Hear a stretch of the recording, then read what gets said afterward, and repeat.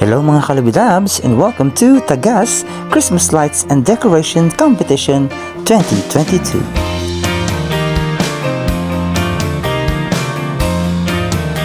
Ngayong gabi, samahan niyo ko sa iba't ibang purok ng Tagas Daragalbay upang tingnan ang kanilang magagandang Christmas decorations.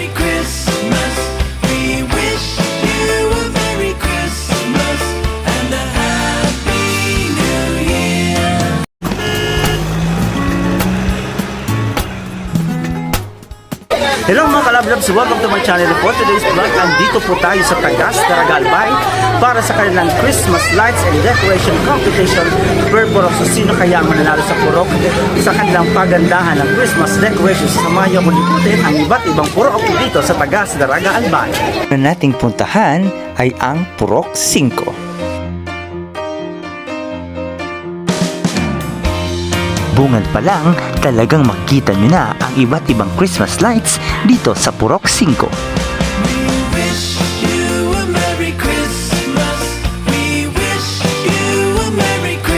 Gumamit sila ng mga recyclable materials at native materials upang mabuo ang kanilang decorations.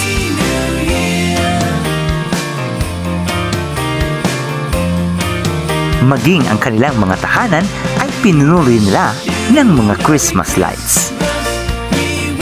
Sa atraksyon dito sa Purok 5 ay ang kanilang napakagandang nativity set o bilen.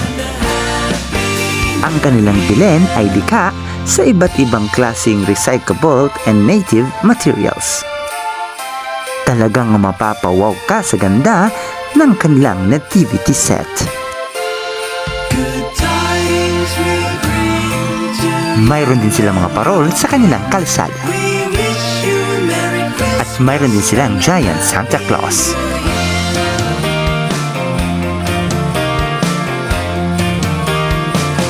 Talagang nagtulong-tulong ang mga taga Purok 5 upang mas mapaganda ang decoration ng kanilang purok. Mayroon din silang mga hugot lines sa kanilang mga decorations na dagdag atraksyon sa kanilang purok.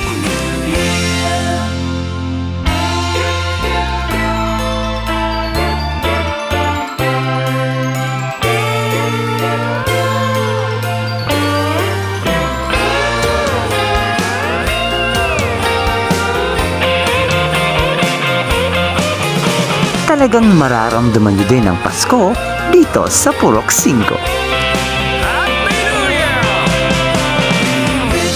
Perfect place nito sa mga gustong makitambay at i-enjoy ang ganda ng kanilang mga pailaw.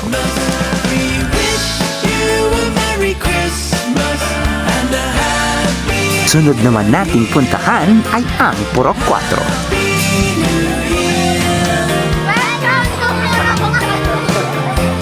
Dito sasalubong sa inyo ang mga Santa Mama.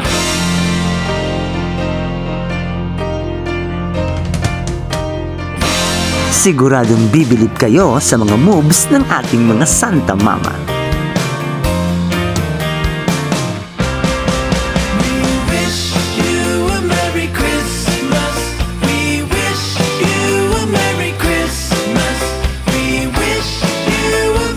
Nilagyan din ng mga Christmas lights ang bawat tahanan ng Purok 4. At mga Christmas tree na gawa sa straw.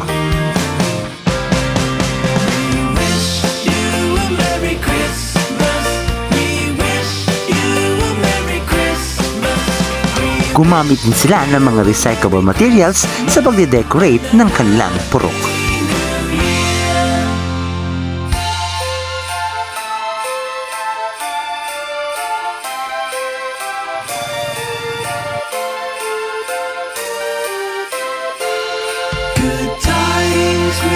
At mayroon din silang Tatay Santa Claus.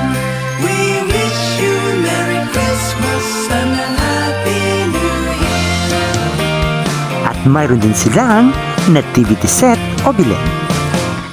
Tulad sa Purok 5, ang kanilang nativity set ay gawa sa mga recyclable materials at mga native handicrafts. Siguradong mapapawaw ka talaga sa kanda ng kanilang nativity set.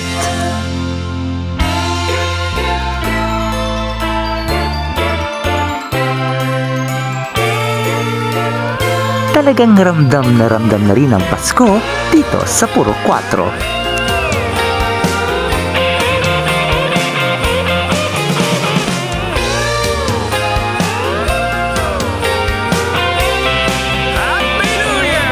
Kaya ano pang hinihintay nyo mga kalabidabs? Bisitahin na ang napakagandang purok ng Purok 4.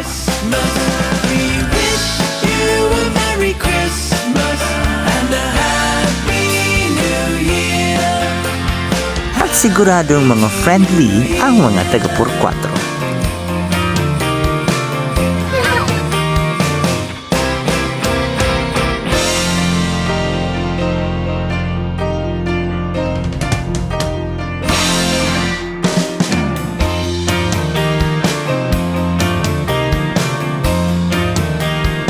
Di rin papahuli si Lola, talagang todo pa rin sa sayaw dahil sa tuwa sa ganda ng decorations ng kanilang purok. Siguradong mahihiya ang sex bomb sa galing ni Lola pagdating sa pagsayaw.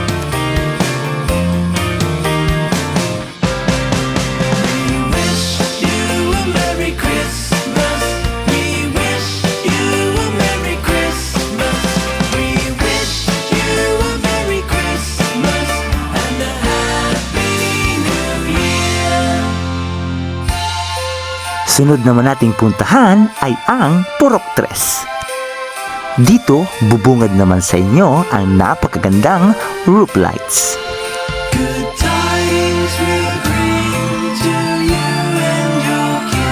Mayroon ding mga Christmas lights ang bawat tahanan ng Purok 3.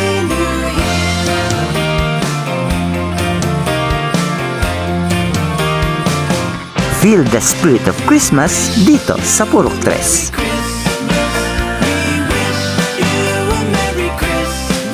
At isa sa pinagmamalaki ng Purok 3 ay ang bahay na punong-punong dekorasyon at ang kanilang pa-snow.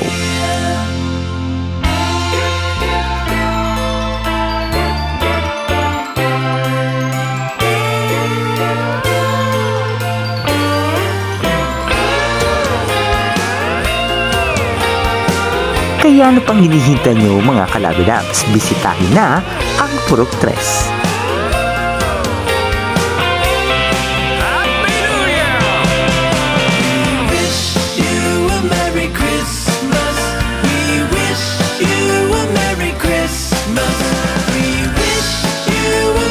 Sunod naman nating puntahan ay ang Purok 6.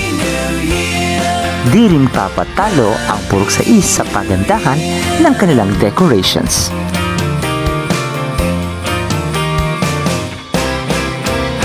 Siguradong mapapawaw ka rin sa ganda ng decorations dito sa Purok 6. Gumamit din sila ng mga recyclable and native materials sa pagde-decorate ng kanilang napakagandang bilen.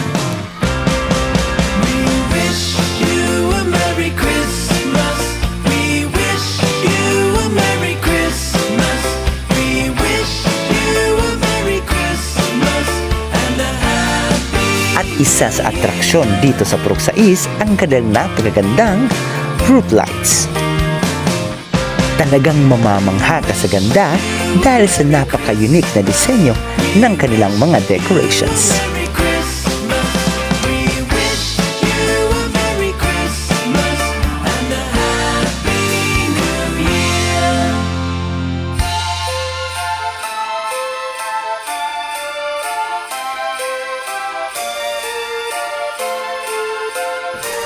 Talagang hindi rin papatalo ang Purok 6 sa pagandahan ng mga Christmas lights and decors ngayong Pasko.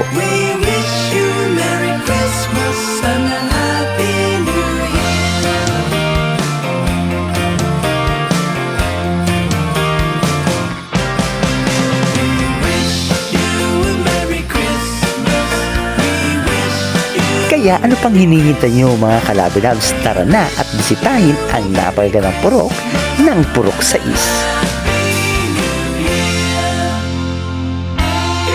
At sunod naman nating puntahan ang Purok 2. Di rin papatalo ang Purok 2 sa pagandahan ng kanilang mga Christmas decorations.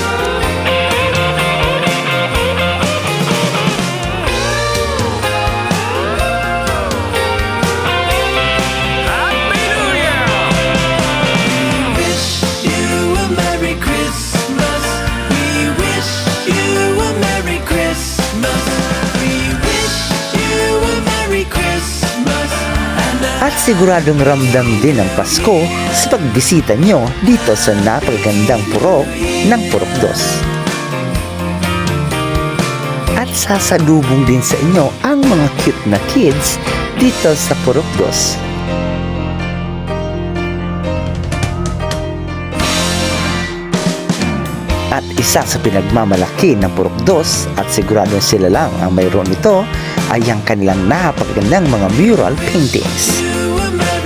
Ang mga mural paintings ay likha ng mga residente ng Purok 2. Perfect spot din to sa inyong mga photo op.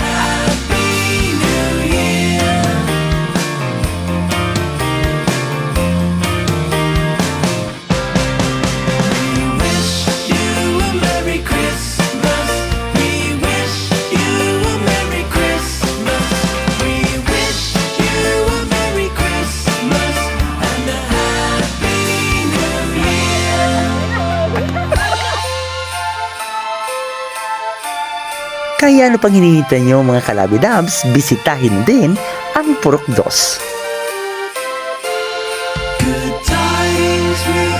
Advance congratulations sa Purok na mananalo ngayong kompetisyon sa pagandahan ng Christmas Lights and Decorations 2022.